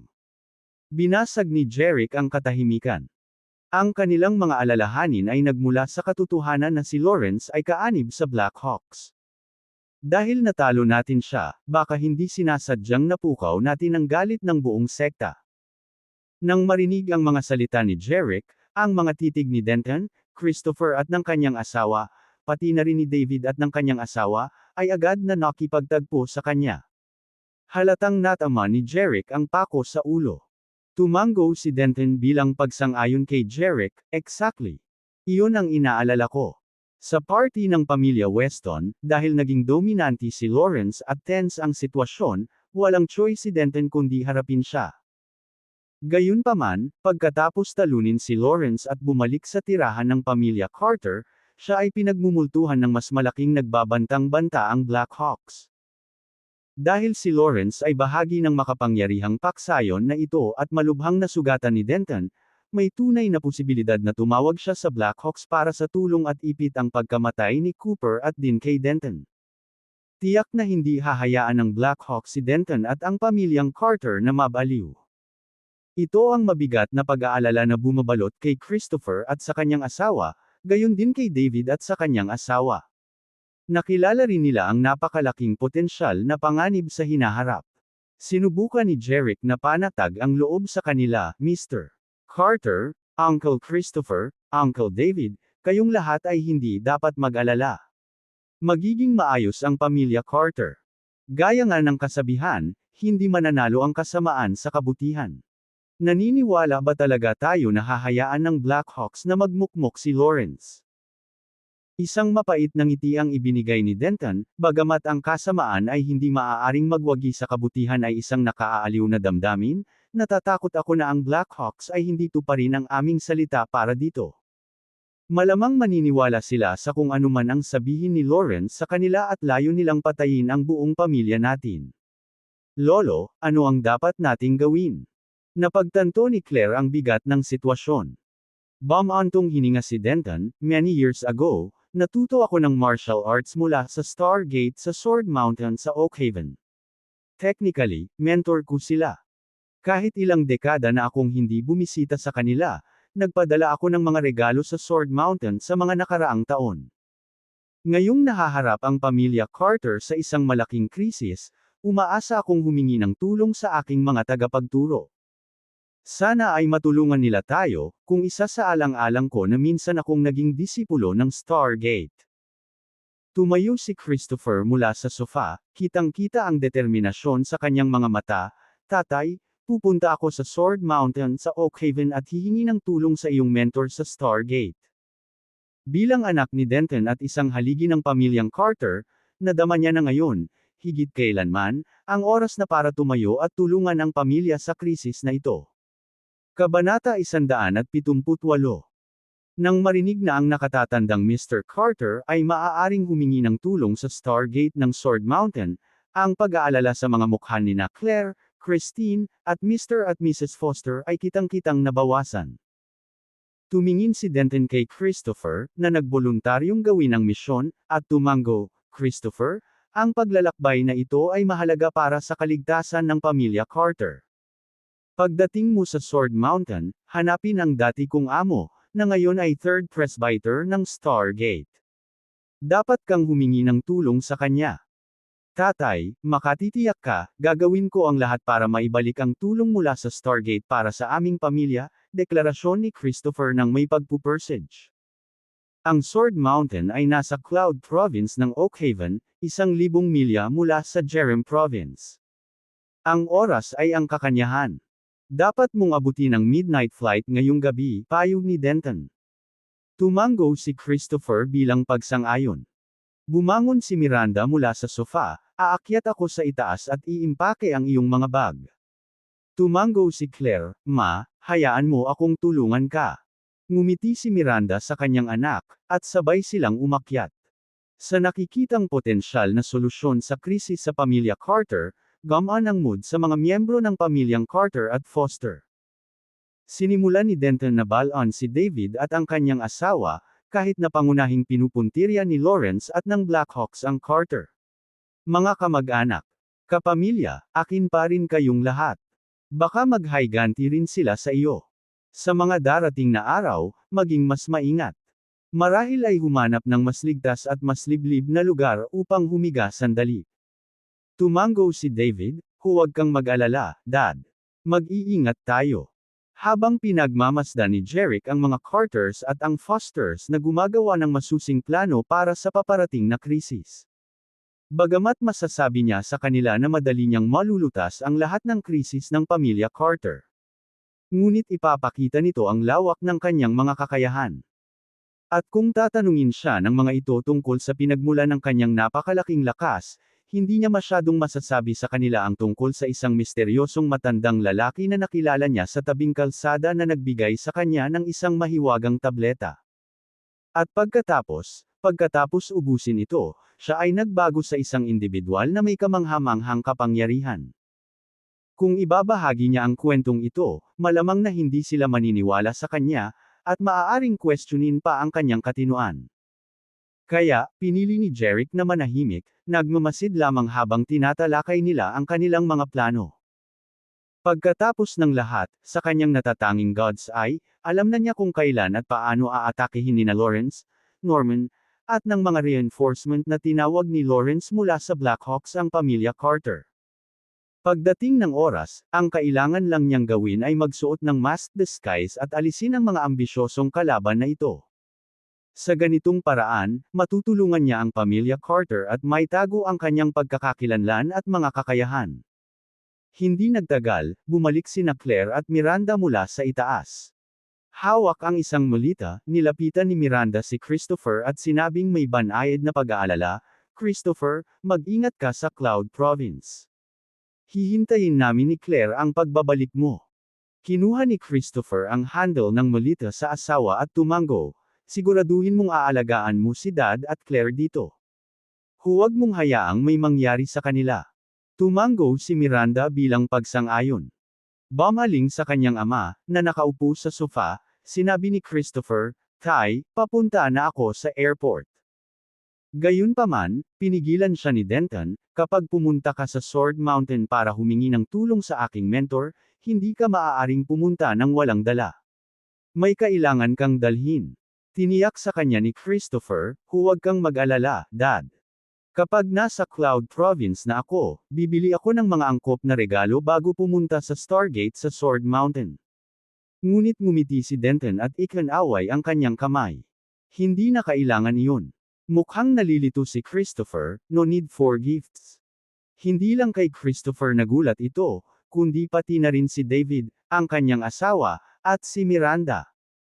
Sa sandaling iyon, inilabas ni Denton ang isang checkbook mula sa kanyang bulsa, kumuha ng panulat mula sa mesa, at mabilis na nagsulat ng isang serye ng mga numero.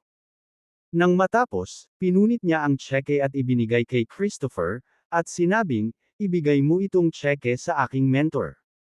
Sabihin sa kanya na ito ay isang maliit na tanda mula sa kanyang disipulo, na nagpapakita ng pasasalamat sa lahat ng mga taon ng paggabay. Tiningnan ni Christopher ang tseke, na may halagang 20 milyon, at hindi niya maiwasang sabihin, hindi katakataka na sinabi mo sa akin na huwag bumili ng anumang regalo, tatay. Gusto mong magbigay ako ng tseke na 20 milyong dolyar sa Stargate. Sa 20 milyong dolyar na ito, kasama ang bond isang share sa Stargate, naniniwala akong tutulungan nila ang pamilyang Carter. Pahayag ni Denton. Tumango si Christopher, naiintindihan, tatay.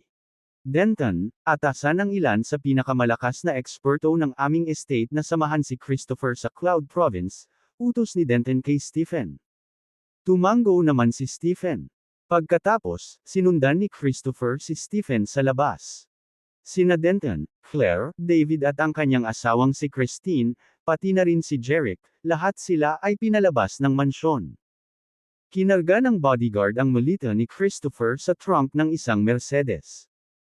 Pagkatapos magpaalam sa kanyang pamilya, sumakay si Christopher sa kotse. Sumakay din sa sasakyan ng 4 na piniling eksperto mula sa estate. Pagkatapos ay umalis ang Mercedes sa ilalim ng maingat na mga mata ng pamilya. Makalipas ang 3 araw, sa Weston Family Estate. Madaling araw, 3 mamahaling sasakyan ang pumasok sa estate at huminto sa harap ng isang marangyang villa. Si Norman, Thomas, at Lawrence, kasama ang kanyang anak na si Clive, ay naghihintay na sa labas. Tila isang taong may malaking kahalagahan ay malapit ng bumisita sa Weston Estate. Pagkatapos ng 3 araw na pahinga at paggamit ng mga imported na panggagamot, halos gumaling na si Lawrence mula sa kanyang panloob na mga pinsala. Nabawi ng kanyang mukha ang natural nitong kulay, ang kanyang mga mata ay matalas, na nagniningning ng hangin ng isang internal force Martialis. Nang huminto ang mga sasakyan ay agad na binuksan ng ilang bodyguard ang mga pinto. Lumabas ang 100 lalaki sa kanilang 45. Ang ilan ay kalbo, ang iba ay magulo ang buhok, at habang ang ilan ay may parisukat na mukha na may malalaking tainga, ang iba ay may matulis na mukha na may binibigkas na mga pisngi. Ang kanilang mga taas, pangangatawan, at hitsura ay iba-iba, ngunit isang bagay ang karaniwan sa kanilang lahat ay nakasuot ng tradisyonal na mga robe. Senior. Pagbaba nila, lumiwanag ang kanilang mga mukha sa tuwa nang makita si Lawrence, at sabay-sabay silang napasigaw. Sa katunayan, ang mga nakadamit na lalaking ito na kalalabas lang ng mga sasakyan ay ang mga junior disciples ni Lawrence mula sa Black Hawks. Sila rin ang mga reinforcement na ipinatawag ni Lawrence mula sa Black Hawks. Junior brothers, nakakatuwang makita kayong lahat dito sa wakas. Bulalas ni Lawrence na puno ng saya ang mukha. Kapag may problema ang senior, syempre, sasama kami. May nang-ahas na saktan ang senior ko. Pumunta kami dito para balatan sila ng buhay. Senior, dapat nating hanapin ang mga tao at kunin ang kanilang ulo para ipaghiganti ka. Ang dosenang master sa forearm block mula sa Black Hawks ay mukhang mabangis. Ang kanilang mga mata ay malamig at nagbabanta, lahat ay sabik na ipaghiganti si Lawrence. Isang bakas ng malamig na amusement ang bumungad sa mukha ni Lawrence, easy, junior brothers. Magpahinga na tayo, kumain ng masarap, at mamayang gabi, haharapin natin sila. Siyempre, susundin namin ang pakay mo, senyor. Sabay-sabay na naghiyawan ang mga eksperto. Clive, hindi mo pa babati ang mga senior mo. Kinastigo ni Lawrence ang katabi niyang binata. Mabilis na nagbigay galang si Clive sa mga alagad ni Lawrence. Pagkatapos ay ipinakilala ni Lawrence si Norman sa kanyang mga alagad. Ibinalik ni Norman ang kilos, na nag-aalok ng kanyang mga pagbati. Pagkatapos, sa magalang na mga galaw, pinangunahan niya at ni Thomas, ang grupo ng mga eksperto sa Black Hawk sa villa. Kabanata 179. Matapos umupo sina Norman at Lawrence, kasama ang iba pa, sa mga sofa sa sala, nagsimulang maghain ng kape at iba't ibang prutas ang mga katulong ng pamilya Weston. Sinimulan ni Lawrence na ipakilala ang kanyang mga kapwa-alagad kay Norman. Ito ang pangalawa kong junior, si Kevin. Ikatlong junior, Jack. Pang-apat na junior, si Gabe, bulalas ni Lawrence sa mga pangalan. Matapos ipakilala ang higit sa 100 juniors, naalala lamang ni Norman ang unang 2 o 3 pangalan sa gitna ng mga pagpapakilala. Ngayong gabi, handa akong i-deploy ang lahat ng elite ng pamilyang Weston para makipagsanib puwersa sa Black Hawks Marshalists sa pag-atake sa pamilyang Carter. Ito ay para ipaghiganti ang pagkamatay ni Emerson at ng dalawa nating kasamang Black Hawk, hinarap ni Norman ang mga nakaupong martial artist na may pana. Mr. Weston, iwan mo sa amin ang matandang Denton na iyon. Ang iyong mga tauhan ay maaaring makitungo sa mas mababang mga miyembro ng pamilya Carter, ang sabi ng isang payat na lalaki sa edad na 50 taong gulang na may isang kulay abong goatee. Ito si Kevin, ang pangalawang junior ni Lawrence. Sagot ni Norman, naiintindihan mo, Kevin. Sisiguraduhin ng aming mga tauhan na ang iba ay maasikaso, na magbibigay daan sa inyong lahat na tumutok lamang sa Denton. Pagkatapos nating i-neutralize ang martial arts ni Denton, dagdag ni Lawrence, na ipinakita ang kanyang mabangis na panig na may nakakatakot na ngiti, ibibigay namin siya sa iyo, Norman. Gawin nating buhay impyerno ang buhay niya.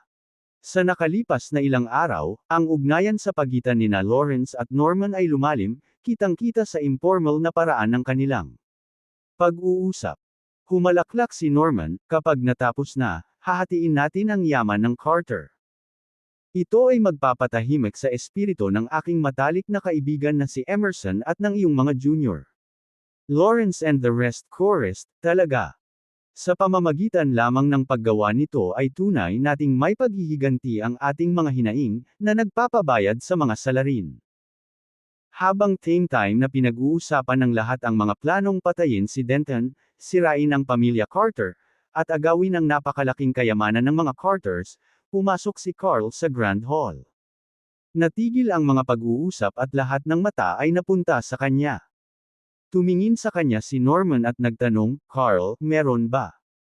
Mukhang nag-aalala si Carl. Sir, nakatanggap po kami ng balita. Mahigit sa 100 marshalists mula sa Oakhaven Stargate, ang dumating sa Carter Estate. Agad na naging seryoso ang mukha ni Norman, habang si Lawrence at ang kanyang mga kapwa-alagad ay nagpakita ng halatang pag-aalala. Pagkatapos ng ilang sandali ng pagmumuni-muni, inutusan ni Norman si Carl, bantayan ang pamilya Carter. I-update agad ako sa anumang bagong development. Tumango si Carl at saka umalis sa sala ng villa. Ibinaling ni Norman ang kanyang atensyon kay Lawrence at sa iba pang Black Hawk marshalists. Tulad ng narinig mo lang, tila alam ng pamilya Carter ang aming mga intentions para sa paghihiganti at ipinatawag ang mga marshalists mula sa Stargate sa Oakhaven para tutulan. Anong kaguluhan sa mga marshalists ng Stargate? Kakayanin natin sila pareho. Kahit na nagdala si Denton ng backup, hindi siya makakatakas sa aming paghihiganti. Hindi namin papakawalan si Denton ng ganoon kadali. Napakalakas ng ingay ng mga Black Hawk. Ngunit tumingin si Norman kay Lawrence, na nakakunot ang noo sa malalim na pag-iisip. Lawrence, ano ang palagay mo dito? Dapat ba nating sundan si Denton ngayong gabi o hindi? Ang lahat ng mga mata sa silid ay lumingon kay Lawrence, malinaw na kinikilala siya bilang nakatatanda sa kanila, ang isa na ang opinyon ay mas matimbang. Sinalubong ni Lawrence ang tingin ng lahat ng tao sa kwarto at nagsimula. Ang Stargate, tulad ng Black Hawks, ay isang makabuluhang paksayon. At saka, pantay-pantay ang lakas ng ating dalawang paksayon. Kung talagang makikisali ang Stargate at susuportahan ang pamilya Carter, walang alinlangang magiging komplikado ang ating misyon na patayin si Denton. Una, kailangan nating harapin ang mga nangungunang martial artist ng Stargate. Kahit na magdusa kami ng mabigat na pagkalugi, hindi tiyak na makakarating kami sa Denton. Pangalawa, kung salungatin natin ang Stargate, maaaring masira ang ugnayan ng ating dalawang paksayon, na posibleng mauwi pa sa isang all-out war. Huminto upang hayaan ang kanyang mga salita na bumagsak, nagpatuloy si Lawrence, kaya, naniniwala akong kailangan nating mag-isip ng mabuti bago gumawa ng hakbang laban sa pamilya Carter ngayong gabi. Ang gravity at komplikado ng sitwasyon, tulad ng inilarawan ni Lawrence, ay tila mas malala kaysa sa karamihan ng Black Hawks ay unang nadama. Maging si Norman ay mukhang guti-guti at hindi sigurado. 3 araw na ang nakalipas, noong grand party, kahit na si Lawrence ang nanguna, nagbago ang mga pangyayari, at hindi kami nakarating kay Denton. Ngayon, sa pagkakaroon ni Denton ng tulong ng Stargate, ang pagpatay sa kanya ay walang alinlangan na naging mas mahirap na hamon, naisip ni Norman. Lawrence, sang-ayon ako sa mungkahi mo. Marahil ay dapat nating ipagpaliban ang ating mga aksyon laban sa pamilya Carter sa ngayon. Ang mga tauhan ng Stargate ay hindi maaaring manatili sa kanila magpakailanman, Norman remarked. Kapag umalis na ang mga miyembro ng Stargate, doon na tayo makakaalis. Tama, lipad tayo palabas ng Oak Haven bukas at babalik sa Sonsbury. Norman, kapag nalaman mong umalis na ang mga miyembro ng Stargate, maaari tayong maingat na bumalik sa Oak Haven at haharapin ang isang nakamamatay na suntok sa pamilyang Carter na sinabi ni Lawrence, isang malamig na kislap sa kanyang mga mata. Lumiwanag ang mukha ni Norman. Lawrence, parang solidong plano yan. Habang pinag-uusapan nina Norman at Lawrence ang kanilang diskarte upang maiwasan ang direktang komprontasyon sa Stargate at target pa rin si Denton, tinanggap ng pamilya Carter ang isang iginagalang na panauhin mula sa Oak Haven. Sa mansyon ng mga Carters. Isang nakaunat na Rolls-Royce. Sinamahan ng 2 sa mga sasakyang panseguridad ng pamilya Carter, isa sa harap at isa sa likod, na hinayla hanggang sa pasukan ng pinakamarangya at kahangahangang villa. Nang huminto ang Rolls-Royce, ilang bodyguard ang agad na lumapit para buksan ang mga pinto ng sasakyan. Lumabas si Thomas, na sinundan ng isang grupo ng mga 10 lalaki. Bawat isa sa kanila ay nakasuot ng puting uniforme ng martial arts, na may maliit na emblem ng bituin sa dibdib, hindi mapag-aalinlanganan ang simbolo ng Stargate.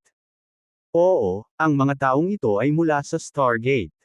Nangunguna sa grupo ang isang binata sa kanyang early 20s, na may gwapong mukha at matikas na kilos. Siya ay may misla na mga katangian at makinis na balat, malinaw na isang Pinong Young Master of Privilege. Sa mga natitirang lalaki, bukod sa isang mabagsik na mukha na nasa katanghaliang gulang na lalaki na nagpapalabas ng malalim na aura, ang natitira ay mga kabataang lalaki sa edad na 20 o 30s, ngunit wala ni isa sa kanila ang may aura na kasing lakas ng middle-aged na lalaki. Lumapit sina Denton, Miranda, Claire, at Jerick para batiin sila. Si Christopher, na may ngiti sa kanyang mukha, ay ipinakilala ang young master sa kanyang ama, Mr. McLean, ito ang aking ama, si Denton, na ilang dekada na ang nakalilipas ay isang disipulo ng 3 elder ng Stargate. Bahagyang tumango ang binata. Pagkatapos ay ipinakilala ni Christopher ang young master sa kanyang ama, ito ang anak ng pinuno ng Stargate, si Mr. McLean. Nagliwanag ang mukha ni Denton sa gulat at tuwa. Mabilis niyang inabot ang kamay niya, Mr. McLean, natutuwa kang pumunta dito. Patawarin mo kami sa hindi pagtanggap sa iyo ng pagtanggap na nararapat sa iyo.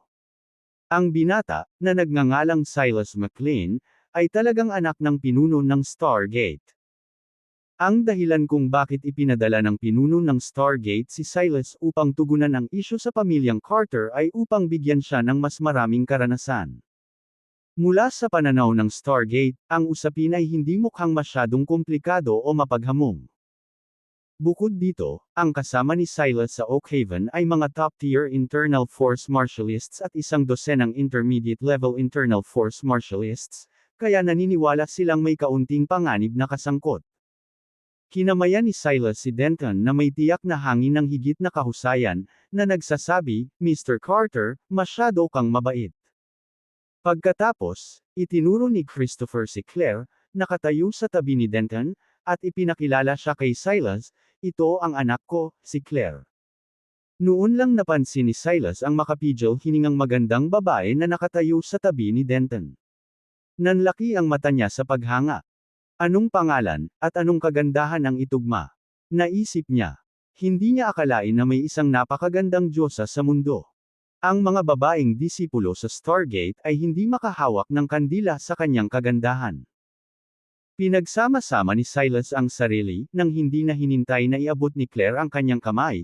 Inabot niya ang kanyang kamay at sinabing, "Miss Carter, ikinagagalak kitang makilala."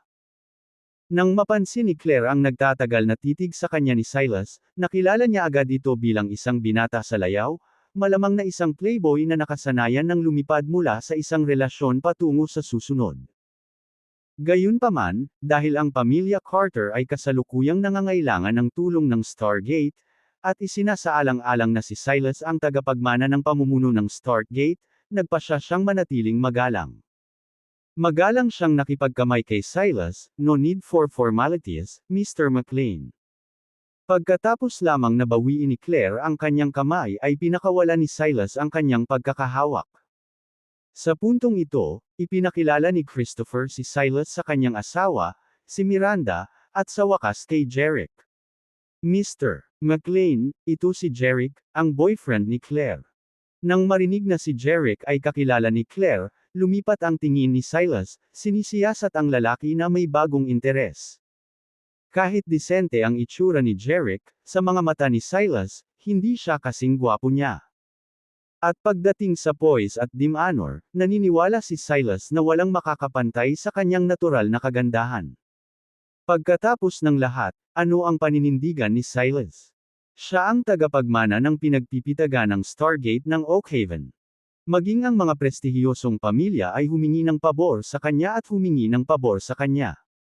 Bagamat maaaring hindi tradisyonal na mayayamang pamilya ang Stargate, mayroon itong katayuan na mas mataas kaysa sa karamihan. Ang mga eksperto sa martial arts ng Stargate ay napakahusay kaya't ang mga mayayamang pamilya ay mag-aagawan sa pag-upo sa kanila, na nag-aalok ng malaking halaga ng pera. Ang mga eksperto sa martial arts na ito ay naging kailangang-kailangan na mga ari-arian sa mga piling pamilya. At iyon ay mga ordinaryong martial arts experts lang ng Stargate. Ang mga nangungunang internal force martialists mula sa sekta ay tinatrato halos tulad ng mga Diyos nang pumasok sila sa mga mayayamang sambahayan. Dahil sa backdrop na ito, hindi nakakagulat na minamaliit ni Silas si Jerick. Pakiramdam niya ay hindi talaga kayang ikumpara sa kanya ang lalaki. At, sa isip ni Silas, tiyak na hindi karapat-dapat si Jerick kay Claire, isang babaeng walang kapantay na kagandahan. "Ikinagagalak na makilala ka, Mr. McLean." Si Jerick, naramdam ang pang-aalipusta sa mga mata ni Silas, ay binati pa rin siya ng nakangiti at nag-alok ng handshake. Hindi naman sa gusto niyang magpakita ng respeto kay Silas, bagkus ay nagpapakita siya ng respeto para sa kapakanan ng pamilya Carter. Bukod dito, salamat sa kanyang God's Eye, nasaksihan ni Jerick ang mga aksyon ni Silas pagkarating niya sa tirahan ng Carter. Ang napansin niya ay walang kakayahan si Silas sa anumang bagay. Sa katunayan, ang tagapagmana na ito ng pamunuan ng Stargate ay walang iba kundi isang walang laman na sisidlan. Siyempre, hindi sasabihin ni Jerick ang kanyang mga obserbasyon. Kabanata 180. Kung tutuusin, medyo bastos ang pag-label sa isang tao bilang walang kakayahan sa kanilang mukha. At saka, walang maniniwala sa kanya kahit naniwala siya. Sa pagharap sa nakalahad na kamay ni Jerick, ipinakita ni Silas ang isang pahiwatig ng pagmamataas, at ubili itong niyugyog. Binawi niya ang kanyang kamay sa loob ng wala pang 3 segundo, na parabang tinataboy ng haplos. Bumalik ang tingin niya kay Claire, at sa isang iglap, ang malamig niyang kilos ay napalitan ng isang maginoong ngiti. "Miss Carter," simula niya, "first time ko ito sa Oakhaven. Hindi ako pamilyar sa mga lokal na kaugalian at pasyalan. Magiging napakabait mo ba para ipakita sa akin ang paligid?" Parehong sina Denton at Christopher, kasama ang kanyang asawang si Miranda, ay may mga ekspresyon ng pagkagulat. Hindi nila inaasahan na si Silas, pagdating sa kanilang tahanan, ay agad na magpahayag ng pagnanais na tuklasin ang lungsod kasama si Claire. Bagamat sinabi niyang ito ay upang maging pamilyar sa lungsod, ang kanyang pagkasabik ay tila kainahinala. Dahil hindi estranghero sa pagbabasa sa pagitan ng mga linya, maliwanag kina Denton at Christopher na gusto lang ni Silas na gumugol ng mas maraming oras kasama si Claire. Mr. McLean, simula ni Denton na may kaaya-ayang tono, "Karating mo lang. Bakit hindi ka muna pumasok sa loob at magkape? Walang pagmamadali upang galugarin ang lungsod. Kapag nakapagpahinga ka na, may makakasama tayo." Kahit na si Silas ang tagapagmana ng prestihiyosong Stargate, sa puso ni Denton, si Jeric ang tanging angkop na magiging anak-indyo para kay Claire. Sa makatuwid, hindi niya hahayaan si Silas na makakuha ng anumang ideya tungkol sa kanyang anak. Tila napagtanto ni Silas na maaaring medyo nauuna siya. Tumango bilang pagsang-ayon, tumugon siya, parang makatwiran iyon. "Magpapahinga ako saglit at gusto ko ring marinig mula kay Mr. Carter ang tungkol sa mga bagay tungkol sa Blackhawks. Mga eksperto. Pagkatapos nating pag-usapan ang lahat, maaari na akong samahan ni Miss Carter upang madama ang lokal na kultura at mga tanawin ng lungsod." Maliwanag, hindi maalis-alis ni Silas ang pag-iisip na samahan siya ni Claire, at hindi niya pinalampas ang pagkakataong banggitin siya. Pinasulyapan ni Denton si Jeric na nag-aalala na baka magalit siya. Gayunpaman, binigyan ni Jeric si Denton ng isang nakakapanatag na ngiti. "Mr. Carter, si Mr. McLean ang ating panauhin." Bilang mga host, tama lang na ipakilala siya ni Claire sa lungsod. Alam ni Jeric na kahit na may matayog na hangarin si Silas, hindi niya mahuli ang buwan mula sa tubig. Sa kanyang paligid, hindi kailanman bibigyan siya ni Claire ng oras ng araw. Pinanghawakan ni Jeric ang kumpiyansa na iyon. Nang makita ang nakaka-relax na pag-uugali ni Jeric, sinabi ni Denton kay Silas, "Kapag natapos natin ang ating talakayan, maaari kang dalhin ni Claire upang makita ang mga tanawin ng lungsod." Isang matingkad na ngiti ang nabuo sa mukha ni Silas nang maisip ang kasama ni Claire. Denton pinangungunahan Silas. Kasunod yun, inakay ni Denton si Silas at ang mga kasama nito papasok sa mansyon. Pagkatapos manirahan sa sala, hinarap ni Silas si Denton. "Nabanggit ng aking ama na si Mr. Carter ay minsang naging alagad ni Star. Psych. Gate. Makatitiyak ka, kung ikaw ay may problema, ang Stargate ay hindi kailanman pumikit. Narito kami ng mga tauhan ko mula sa Stargate para ayusin ang usaping ito. Kung dumating man ang Blackhawks na naghahanap ng gulo, hindi sila magtatagumpay." Nagliwanag ang mukha ni Denton sa pasasalamat. "Ang biyaya ng aking amo ay mas mabigat pa sa bundok. Ako ay magpapasalamat magpakailanman at hinding-hindi makakalimutan." Nabanggit ni Christopher na ang Blackhawk Master na nagngangalang Lawrence, na maling inakusahan ka bilang isang mamamatay tao, ay nagtatago sa Weston Family Estate sa lungsod na ito. Tanong ni Silas.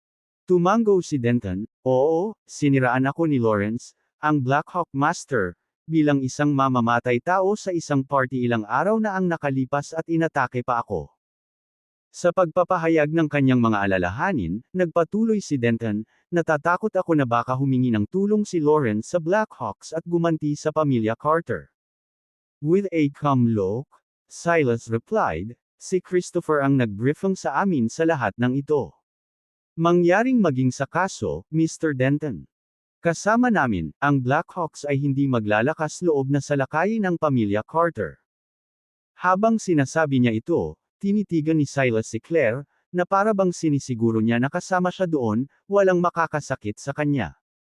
Si Claire, gayunpaman, ay tila walang pakialam sa kanyang mga nakatagong intensyon.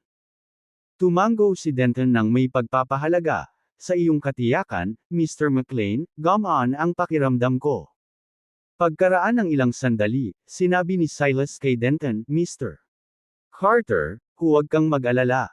Dahil nandito ako, magiging ligtas ang pamilya Carter." Pagkatapos ay tumayo siya mula sa sofa, nakatingin kay Claire, "Miss Carter, tuklasin ba natin ngayon ang tanawin ng lungsod?" Si Claire, kahit na nag-aatubili, ay pinisil ang isang magalang na ngiti para sa pangangailangan ng kanyang pamilya. "Siyempre. Ipapakita ko sa iyo ngayon, Mr. McLean." Si Denton, Claire, Christopher at ang kanyang asawa, si Jeric, at ang iba pa ay nakita si Silas at ang kanyang entourage. Sumakay si Claire sa isang pinahabang Rolls-Royce, at si Silas, kasama ang iba pang eksperto sa martial arts ng Stargate, ay pumasok sa kani-kanilang Mga sasakyan. Hindi nagtagal, umalis na ang mga sasakyan sa mansyon ng mga Carters.